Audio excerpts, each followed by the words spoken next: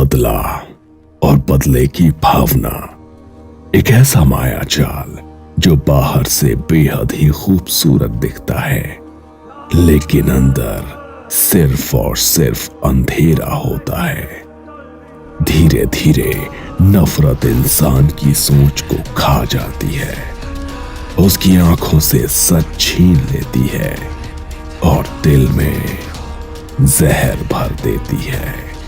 वो समझ ही नहीं पाता कि वो लड़ रहा है या खुद को खत्म कर रहा है, और जब उसे एहसास होता है तब तक बहुत देर हो चुकी होती है।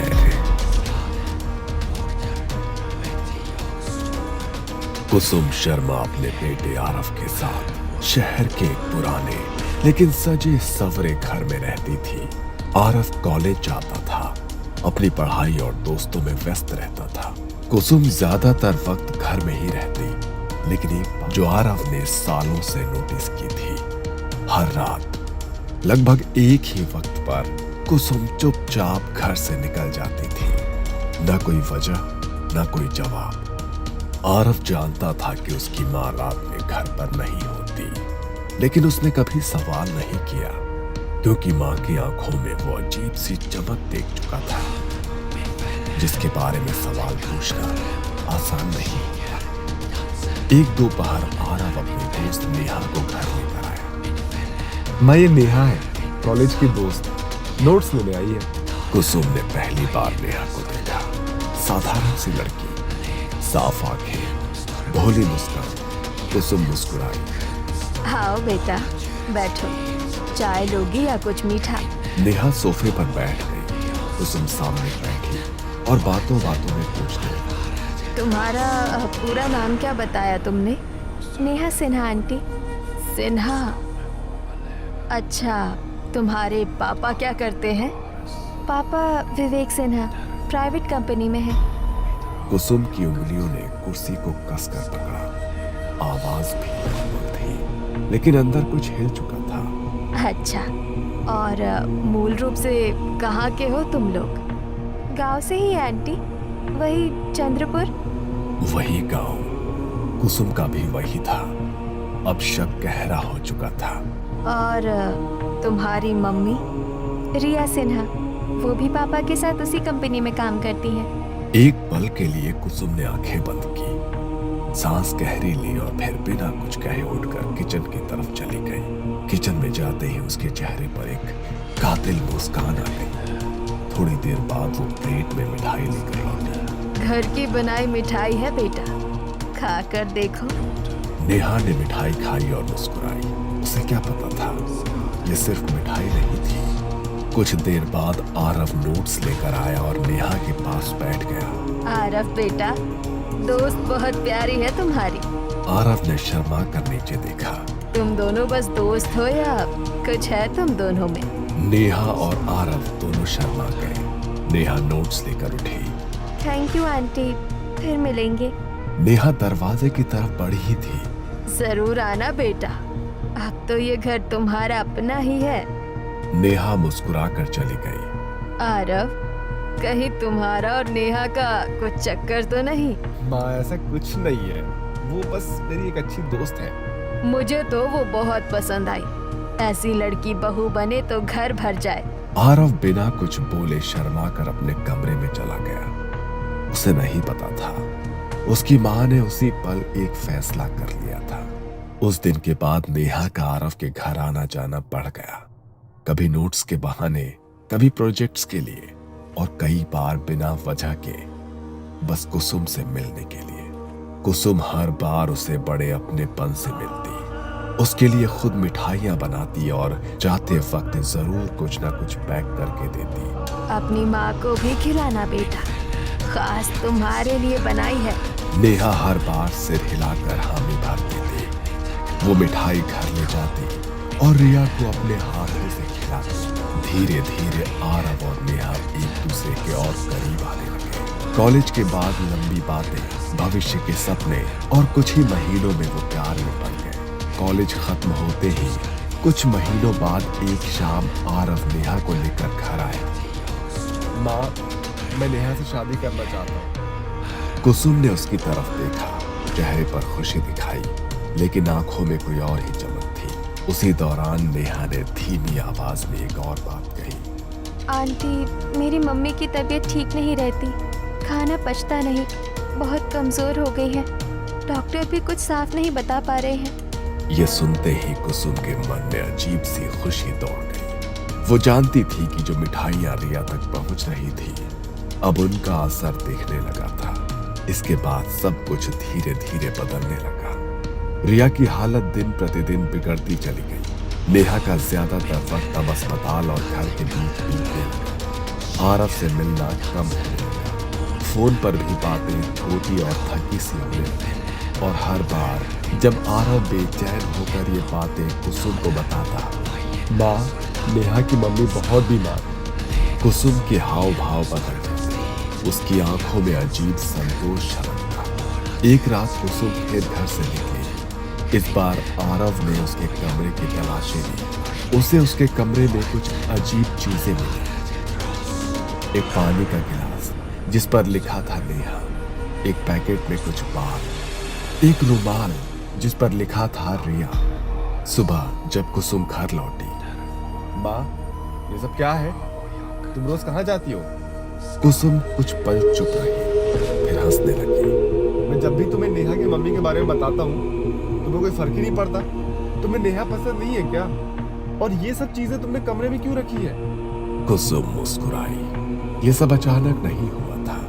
जो कुछ कुसुम कर रही थी, इसकी जड़ें 20 साल पीछे दबी हुई थी। कुसुम शर्मा और विवेक सिन्हा एक ही गांव में पले बढ़े, बचपन से साथ खेले, और कब दोस्ती प्यार में बदल गई उन्हें खुद पता नहीं चला। शाम के वक्त मंदिर के पीछे बैठकर बातें करना, मेलों में साथ घूमना और सपनों में एक ही भविष्य देखना। हम दोनों की शादी यही गांव में होगी।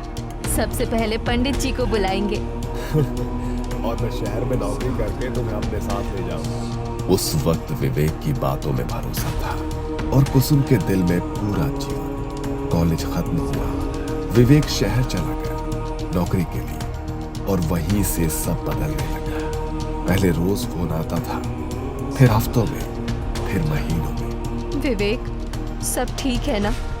तुम बदल रहे हो। कुसुम, तुम्हें हर चीज में प्रॉब्लम दिखती है। ग्रो अप यार। और कुछ दिन बाद फोन आना बंद हो गया। विवेक और कुसुम की बातें लगभग बंद हो गई। 1 साल बाद विवेक अचानक गांव लौटा। कुसुम का दिल जोर से धड़क उठा। उसे लगा शायद सब ठीक हो जाएगा। उस शाम वो उससे मिलने गई। विवेक, आप तो सबसे बात कर लेते हैं हमारी शादी के बारे में। विवेक ने नजरें फेर ली। कुसुम, वो बचपना था, अब जिंदगी आगे बढ़ चुकी है। मतलब? मैं रिया से प्यार करता हूँ और वो मेरे ऑफिस में काम करती है, अच्छे घर से है, हम लोग शादी करने वाले हैं। इतना कहकर वो उठ गया, पीछे मुड़कर भी नहीं देखा। और उस दिन के बाद वो फिर कभी कुसुम से नहीं मिला। कुछ साल बाद कुसुम के माता पिता ने उसकी शादी विजय मल्होत्रा से कर दी। विजय अच्छा इंसान था। शहर में कपड़ों की फैक्ट्री थी। कुसुम शहर आ गई, नया घर, नया जीवन। लेकिन अतीत दिल से कभी नहीं गया। जब आरव सिर्फ 2 साल का था, फैक्ट्री में आग लग गई। विजय उस आग से जिंदा नहीं लौट पाया। एक ही पल में कुसुम विधवा हो गई। वो रोई नहीं, वक्त ने उसे रोने का मौका ही नहीं दिया। बचपन से आज तक उसने आरव को अकेले बहुत कष्टों से पाला। और फिर कुछ महीने पहले एक दुकान में कुसुम की नजर अचानक विवेक पर पड़ी। वो अकेला नहीं था, उसके साथ उसकी पत्नी रिया थी। विवेक ने भी कुसुम को देखा। ना कोई शर्म, ना कोई पछतावा, ना कोई पुरानी पहचान का अपनापन। उस पल कुसुम का दिल टूटा नहीं, सुलग उठा। उसे सबसे ज्यादा ये बात चुभी कि विवेक ने एक बार भी नहीं पूछा कि कैसे हो, जिंदगी में क्या हुआ।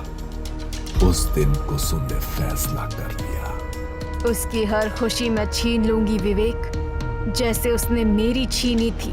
बचपन में उसने गांव की बूढ़ी औरतों से कई कहानियां सुनी थी, काले जादू के बारे में। किसी ने धागा बांधा, किसी ने कुछ खिलाया और किसी की पूरी दुनिया उजाड़ गई। तब उसने हंसकर टाल दिया था, लेकिन अब उसे वही रास्ता सही लग रहा था।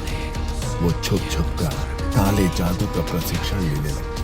हर रात घर से निकलते और अंधेरे में अपने अंदर के अंधेरे को और गहरा कर दिया। और जब उसे पता चला कि नेहा विवेक की बेटी है, तो उसे लगा भगवान ने खुद उसे बदले का रास्ता दिखा दिया है।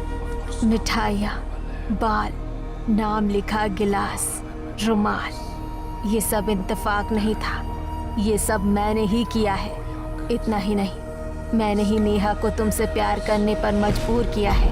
मेरी दी मिठाई खाकर ही वो तुम्हारे प्यार में पड़ी है। और जब तुमने उससे शादी की जिद पकड़ी, मैंने जानबूझकर रिया को बीमार कर दिया ताकि नेहा अपनी बीमार माँ को छोड़कर तुमसे मिल ही ना पाए। शादी की बातें, भविष्य के सपने, सब कुछ महीनों के लिए टल जाए। मैं चाहती हूँ पहले रिया टूटे, फिर नेहा और आखिर में विवेक।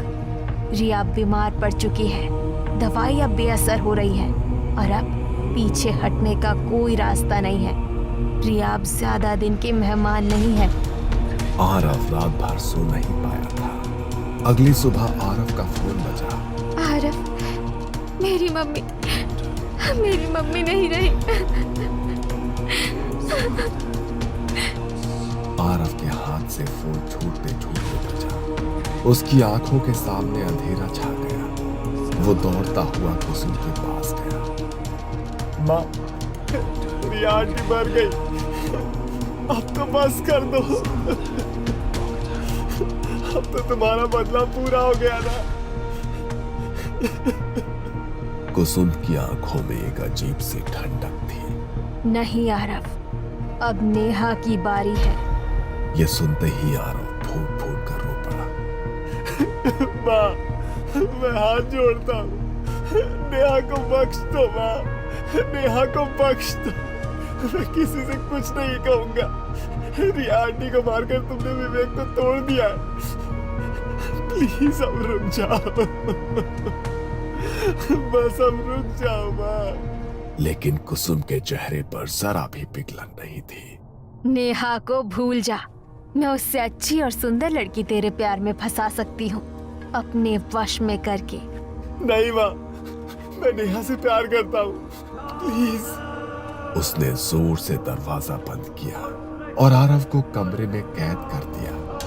कई हफ्तों तक आरव कॉलेज नहीं गया। नेहा को चिंता हो रही। एक शाम वो खुद आरव को ढूंढती हुई उसके घर पहुंच गई और कुसुम इसी पल का इंतजार कर रही। कुसुम ने दरवाजा खोला। आओ बेटा, अंदर आओ। तुम बहुत थकी हुई लग रही हो। नेहा अंदर आई। उसकी आंखें सूजी हुई थी। रिया कैसी थी आखिरी दिनों में?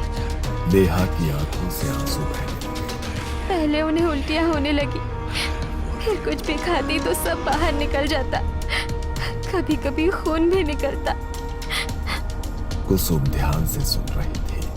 हर शब्द जैसे उसके दिल को ठंडा कर रहा था। पापा ने हर बड़े डॉक्टर को दिखाया, पर किसी की दवा काम नहीं आई। आखिरी दिन मम्मी ने जोर से चीख मारी और बस वो शांत हो गई। उस पल कुसुम के चेहरे पर सुकून उतर आया। कुछ देर बाद, खाना खा लो बेटा, मैं भी तुम्हारी माँ हूँ। नेहा मना नहीं कर पाई। ये वही खाना था जिसमें तंत्र मंत्र से तैयार आखिरी जहर मिलाया गया था। खाना खाते ही नेहा की आंखें भारी हो गई। वो बिना आरव से मिले घर लौट गए। अगली सुबह कुसुम ने आरव का कमरा खोला। कल नेहा आई थी, बहुत बातें हुई हमारी और वो खाना खाकर चली गई। आरव को अजीब सा डर लगा। उसने नेहा को फोन किया। फोन विवेक ने उठाया। नेहा बहुत बीमार हो गई है, ठीक वैसी ही हालत है जैसी उसकी माँ की थी। आरव दौड़कर नेहा के घर पहुंचा। नेहा बिस्तर पर पड़ी थी, कमजोर, डर से कांपती हुई। आरव, मैं मरना नहीं चाहती। मेरी मम्मी भी ऐसे ही तड़पी थी, मुझे बचा लो। आरव कुछ नहीं कर पाया। वो घर लौटा और माँ के पैरों में गिर पड़ा।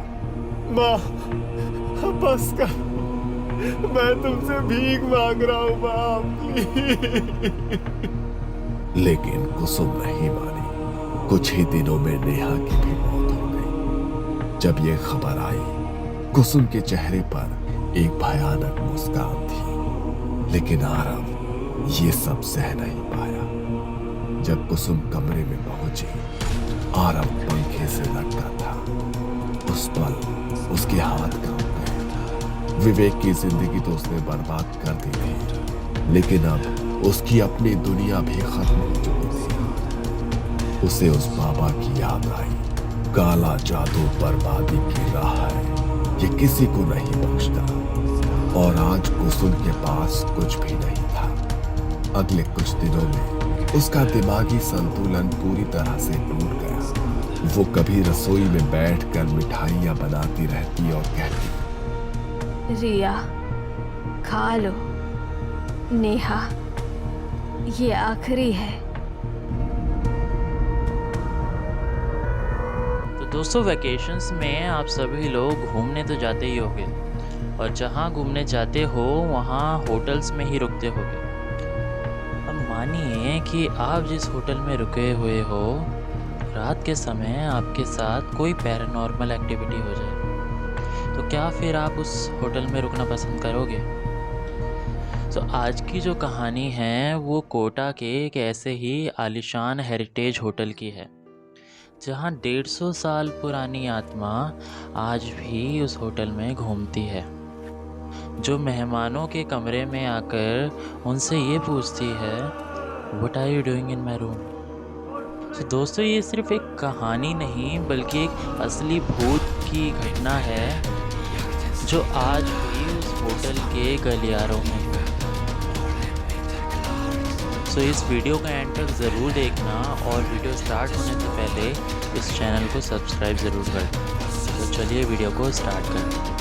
तो राजस्थान के कोटा शहर के किनारे बसा है एक शानदार महल, जिसका नाम है ब्रिजराज भवन पैलेस, जिसको अब एक लग्जरी हेरिटेज होटल में बदल दिया गया।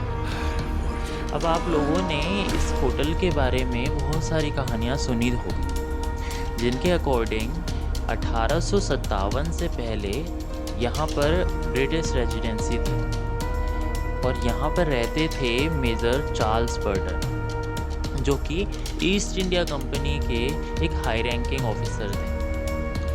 अब ये बात है 29 जुलाई 1857 की, जब कोटा में बगावत शुरू हुई।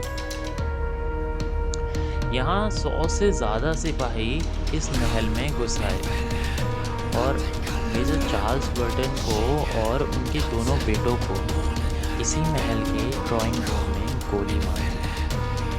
दोस्तों, अब लोग कहते हैं कि उनकी आत्मा आज भी इसी महल में है, वो कभी इस महल से बाहर ही नहीं आ पाई। दोस्तों, अब आते हैं उस सच्ची घटना पर, जिसके बाद ये कंफर्म हो गया कि हाँ, इस ब्रिजराज होटल में भूत तो है, ये रियली एक हॉन्टेड प्लेस है। ये बात है 1980 की, जब इस होटल में एक ब्रिटिश टूरिस्ट कपल डेविड और सूजन रुकने आए। अब रात के करीब 2 बज रहे थे जब सूजन की आंख खुलती है। उन्होंने महसूस किया कि इस कमरे में ठंड अचानक से बढ़ गई, और फिर उन्होंने अपने कमरे के एक अंधेरे कोने में देखा कि कोई ब्रिटिश सोल्जर के कपड़े पहने।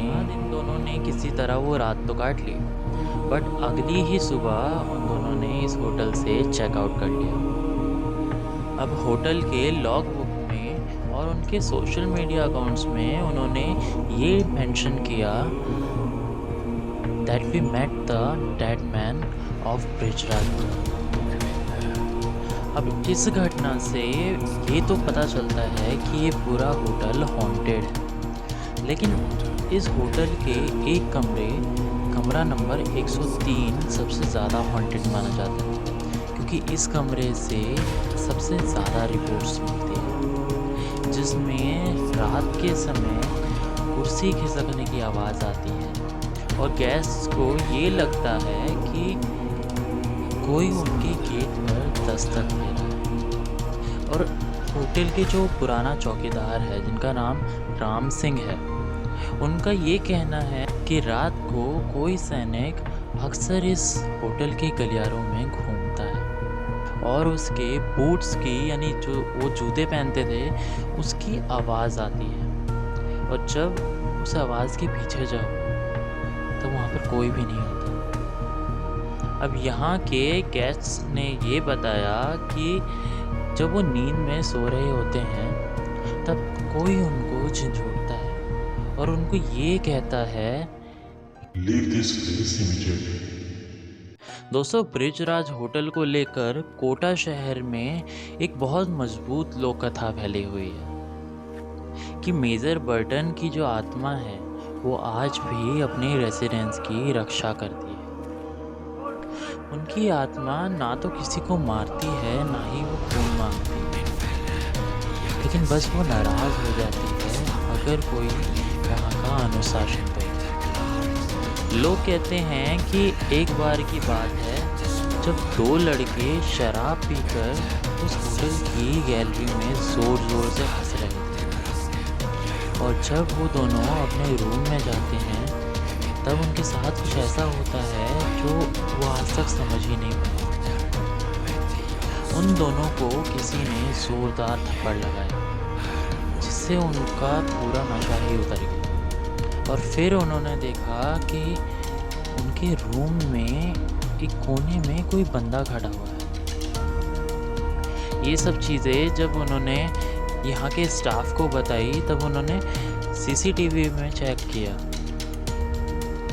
लेकिन उस सीसीटीवी में ये देखा गया, उन्होंने वहाँ पर अपने EMF मीटर्स लगाए जो कि रात के समय अचानक से सिग्नल बढ़ने लगे। उनके स्पिरिट बॉक्स से ये जवाब मिला, Charles. Yes. और उनके थर्मल कैमरा में एक शैडो देखी जो कि एक ब्रिटिश कर्नल हैट पहने है। अब इन सब चीज़ों के बाद उस टीम ने इस होटल की गैलरी में एक फिगर को आते हुए देखा। उनके कैमरा की रिकॉर्डिंग के आखिरी फेस जो कि पूरा ब्लर हो गया था, उसमें एक वाक्य दर्ज हुआ जो था, दोस्तों आज भी ब्रिजराज भवन होटल के कुछ रूम्स में एक वार्निंग लगी होती है, please maintain the silence after 11 PM। अब इसका कोई रीज़न तो नहीं पता था, लेकिन वहाँ के लोकल्स जो हैं उनका ये मानना है कि मेजर बर्टन की आत्मा आज भी रात के समय इस होटल की गैलरियों में घूमती है। जो लोग डिसरिस्पेक्टफुल होते हैं उनको सपने में उनके सामने खड़े एक ब्रिटिश ऑफिसर की छाया दिखती है जो कि सिर्फ एक बात कहता है, गेट आउट। दोस्तों ब्रिजराज भवन एक बेहद ही खूबसूरत हेरिटेज होटल है, लेकिन यहाँ पर एक आत्मा रहती है जो कि 1857 से आज तक अपना कर्तव्य निभा रही है। अगर आप कभी कोटा जाएं और इस होटल में रुकने का प्लान बनाएं तो दरवाज़ा बंद करने से पहले एक बार ध्यान से सुनिएगा, कहीं कोई ये ना कह रहा हो बता रहे। तो दोस्तों वीडियो अगर पसंद आई हो तो वीडियो को लाइक कर देना, चैनल को सब्सक्राइब ज़रूर कर देना ऐसे ही सच्ची घटनाओं के लिए, और कमेंट में बताइए क्या आप कभी कोटा गए हो और इस होटल में रुके हो। अगर हाँ तो अपना एक्सपीरियंस हमारे साथ ज़रूर शेयर कीजिए। हम फिर मिलेंगे एक और ऐसी सच्ची घटना के साथ, तब तक के लिए